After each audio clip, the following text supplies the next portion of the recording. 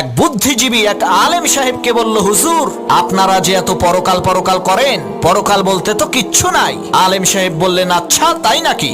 বুদ্ধিজীবী বলল, হ্যাঁ। তখন আলেম সাহেব বললেন, আচ্ছা আমি যদি এখন বলি আপনার ব্লাড ক্যান্সার হয়েছে, আপনি কি বিশ্বাস করবেন? তখন বুদ্ধিজীবী বলল, আমারে কি পাগলে কামড়াইছে নাকি এই ফালতু কথা বিশ্বাস করব?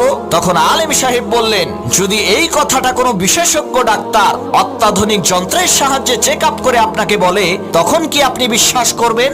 বুদ্ধিজীবী বলল, অবশ্যই বিশ্বাস করব। তখন আলেম সাহেব বললেন, আপনি ডাক্তারের কথা বিশ্বাস করবেন, কারণ সে শরীরের বিশেষজ্ঞ, মানুষের দেহ সম্পর্কে সে ভালো জানে। তাহলে আলেমদের কথা বিশ্বাস করেন না কেন? তারাও তো আসমানি কিতাবের বিশেষজ্ঞ।